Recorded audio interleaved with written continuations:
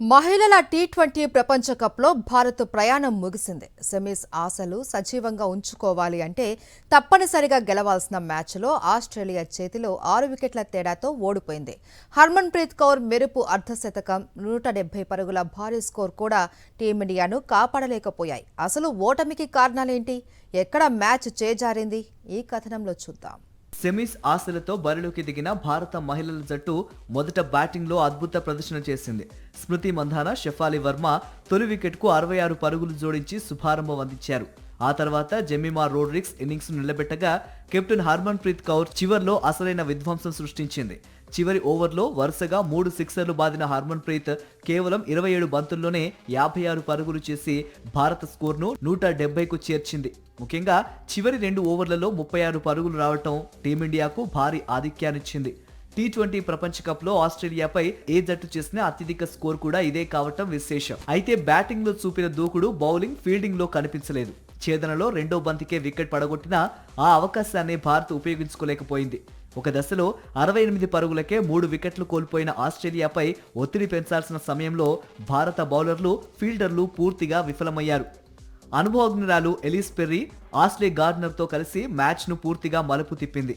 4వ వికెట్కు కేవలం 59 బంతుల్లోనే 100 పరుగుల భాగస్వామ్యాన్ని నెలకొల్పి భారత విజయావకాశాలను పూర్తిగా దూరం చేసింది. చివరకు మరో ఓవర్ మిగిలుండగానే ఆస్ట్రేలియా లక్ష్యాన్ని ఛేదించి సెమీస్కు దూసుకెళ్లింది. ఈ ఓటమితో మరోసారి భారత జట్టులోని పాత సమస్యలే బయటపడ్డాయి.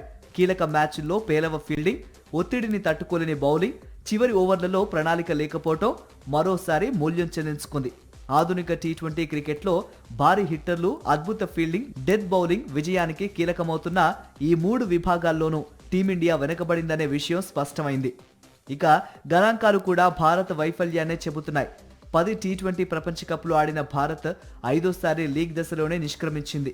గత ఏడాది వన్డే ప్రపంచ కప్లో ఫైనల్ చేరిన జట్టు వరుసగా రెండో టీ20 ప్రపంచ కప్లో మాత్రం నాకౌట్ దశకు చేరకుండానే ఇంటి ముఖం పట్టడం అభిమానులను తీవ్రంగా నిరాశపరిచింది. ఈ మ్యాచ్లో ఓటమి ఒక్కటే సమస్య కాదు, జట్టు ఆట తీరుపై వస్తున్న ప్రశ్నలే అసలు ఆందోళన.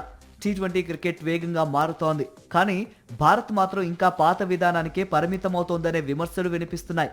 యువ హిట్టర్లను తయారు చేయటం, ఫీల్డింగ్ ప్రమాణాలను మెరుగుపరచడం, డెత్ ఓవర్ల బౌలింగ్పై ప్రత్యేక దృష్టి సారించడం ఇవే ఇప్పుడు టీమిండియా ముందున్న ప్రధాన సవాళ్లు.